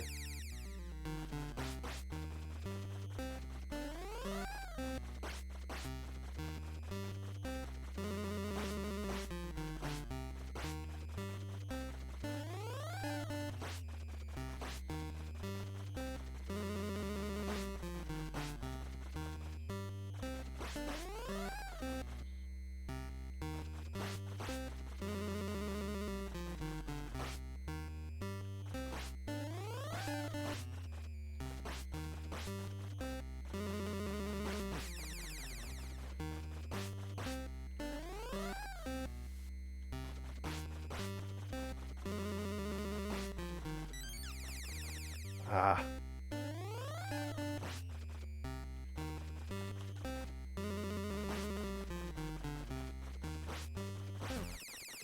No. Ah, I was really hoping I wouldn't chain jump. Because they kind of hop, they can jump back to back. It's just completely random, I think.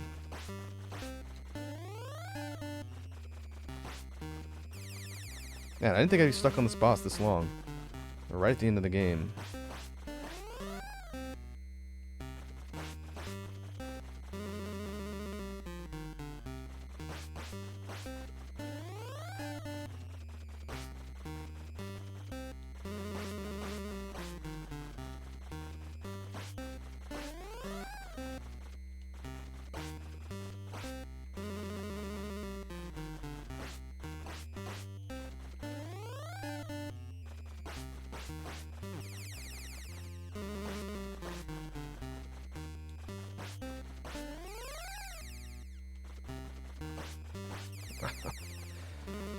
Oh, the stupid chain jumps.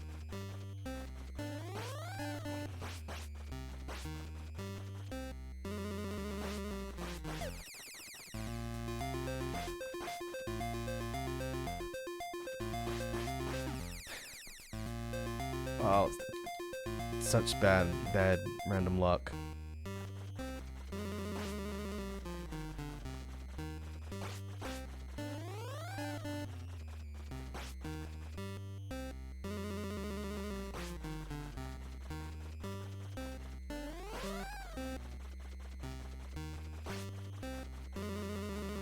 Now it's not the first form that's really giving me trouble, it's the ones that are harder to hop over.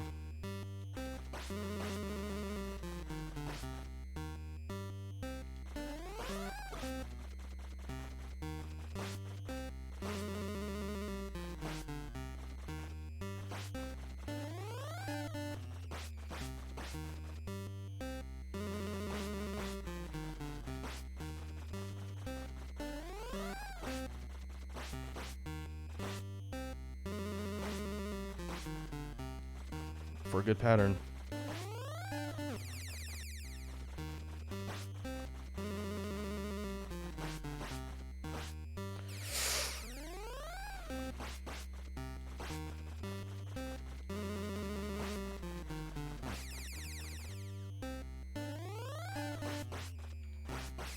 Oh, come on, really? Alright, close enough. Oh, guess you can beat it without taking a hit. You have to poke the ghost before they get close. Jesus. Alright, we're moving on.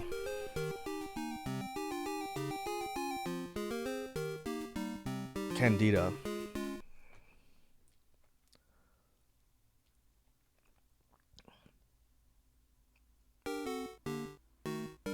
Okay, I think this is last or second to last area.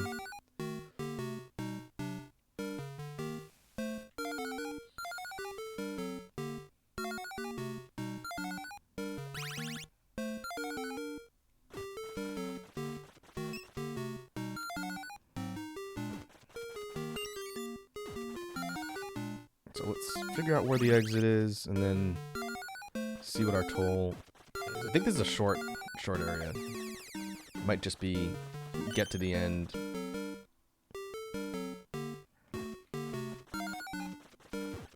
Oh no, it's 100. Okay, and a red door. Iconic says, "Got to go now, but I wish you the best luck with the rest of the stream. Much love. Stay awesome." All right, Iconic. Thanks for tuning in and lending me your energy. I am gonna beat this tonight, so if you want to see what the actual end boss and whatnot looks like, check the VOD out. It is easily not as much of a problem as that boss I just fought. But hope you have a good rest of your evening, and I'll catch you in the next stream.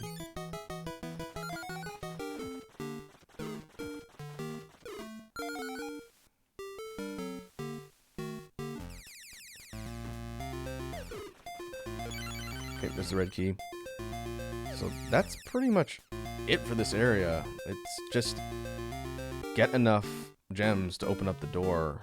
So now we're gonna look around for hidden rooms, kill enemies until we get to 100, and then this is the last spot before the final boss.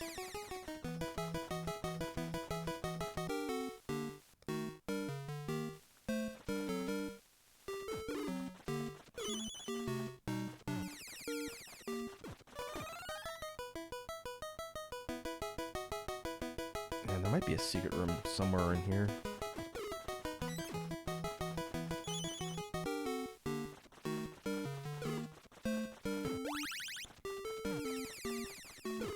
The way I've done this in the past, since this is the last major zone, is I've just sort of hung out in one area and just farmed enemies till I've gotten the gems I need. But I'll look around and see if there's any hidden rooms, then I'll speed things up.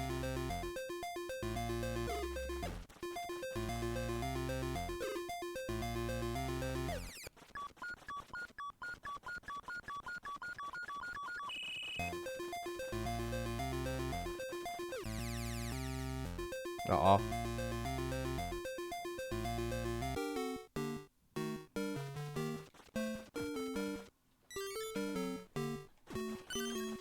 Oh. Free gem spot.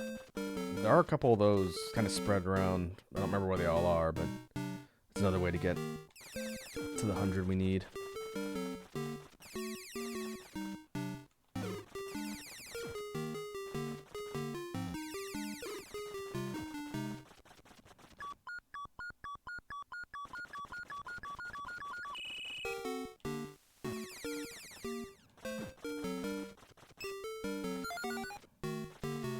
$76.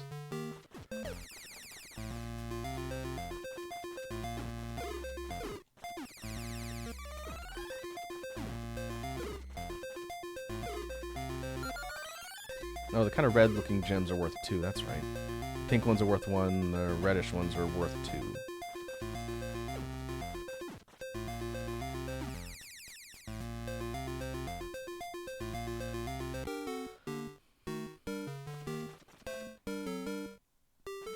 Alright, guess we're farming.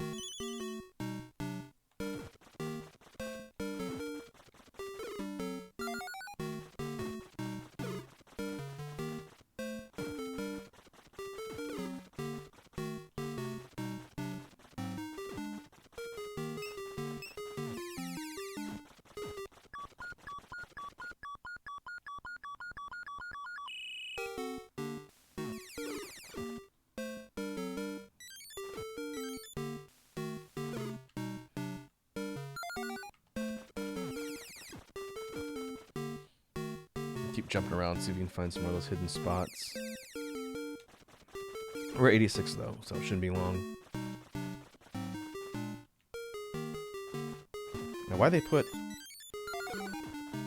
a mandatory toll in the last area, but with no other treasure chest to get, is really seems like artificial padding at the end of the game. There's nothing else to get here. There's no other treasures.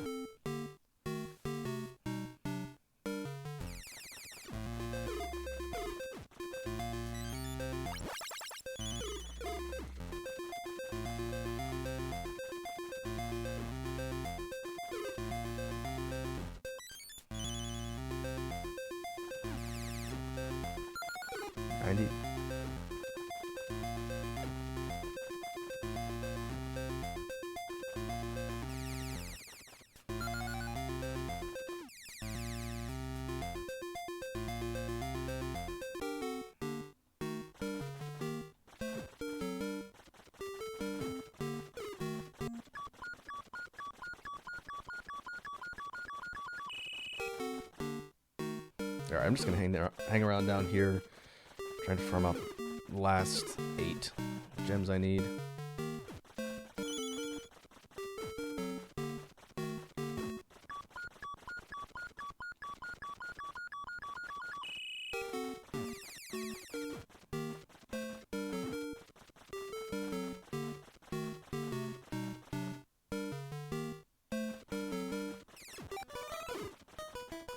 Nope. 6, 4 more.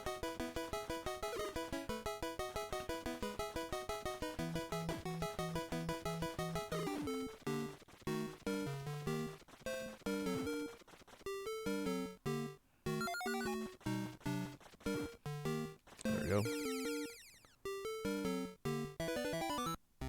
Alright, final boss time. This is the evil wizard, I forget his name. And his whole deal is he just teleports around the room, pelting you with magic, and then he teleports out. And I think it's completely random where he goes. But there is sort of a cheese tactic here. I'm gonna die, so I'll test it out in a sec. Let's see, I think it's like right about here. There's a sweet spot in between where he'll teleport, depending on where you're standing at. And so the cheese strategy is you basically levitate yourself right in the middle, and you just wait for him to show up and then shoot him. Is it here? Yeah, I think it's here.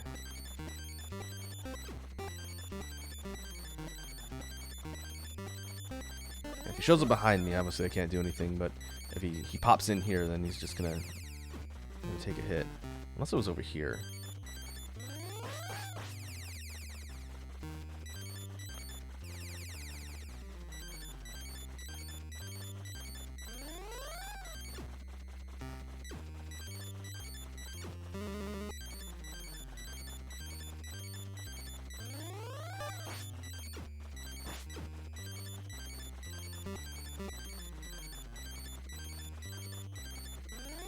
'Maybe it was here. I think you're kind of forcing the screen real estate into a specific spot so he can only pop in here. Because I think the AI won't drop him either above or below me because I'm occupying the space. So this is the sweet spot, I think. Okay, there. I guess he can pop right above me, but not below. But I'm safe because he'll keep hitting my sword. I don't know. I guess we're playing with a random chance, but.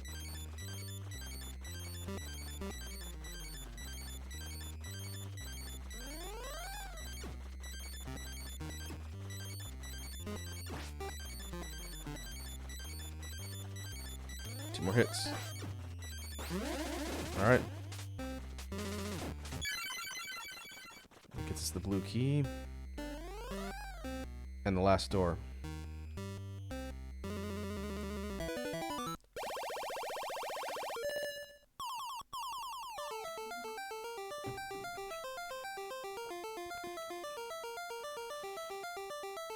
Thou hath rescued thy princess. Thy search hath ended.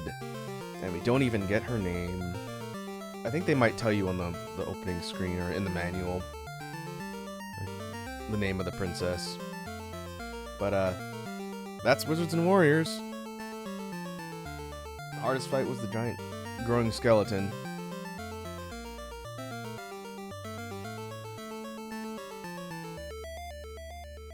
$100,000 points.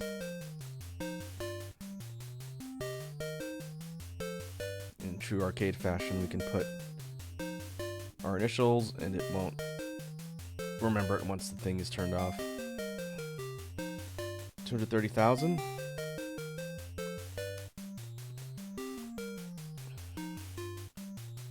And then from there, the game it just starts over from the beginning. There's no, as far as I know, there's no second quest or New Game Plus or anything.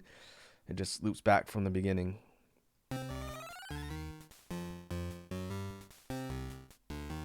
There is, I don't remember how to do it, but I think there's a way to change the enemy set. It's like a little cheat code that changes the enemy set in the forest. I think it swaps this one with the one at the end of the game. But other than that, that is pretty much the entire experience, and it largely comes down to speed runs. You play through the game again.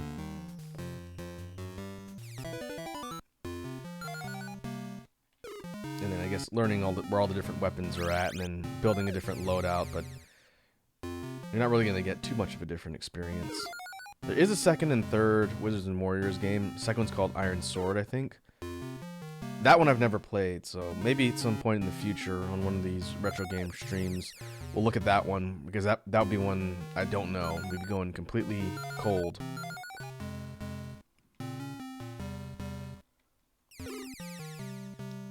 And so I think we'll call it good there. If I had more time, I would do another game. but I don't think there's one that I could play and get through in a short amount of time. Kind of was hoping I'd get through this one in an hour and a half, and we have a little more time for something else. But that's okay. Well, let me see who's on the homie list. I wonder if Wazzy is still alive. She is. Alright, I'm going to go send us over there. She should probably be wrapping up soon, but we'll see if we can catch her before she leaves. So let me go ahead and pause this. And we'll go ahead and go to outro. And we will call that a stream for today. So thanks to everyone who came and hung out and watched me beat my head against the wall in Wizards and Warriors. We'll be getting back together Sunday for a Beatbox Jam stream, and that should be an interesting one. We'll be talking about some stuff I've never really covered in all of our streams so far, so that should be fun. But until then, hope everyone has a good rest of their evening, and I'll catch you folks later.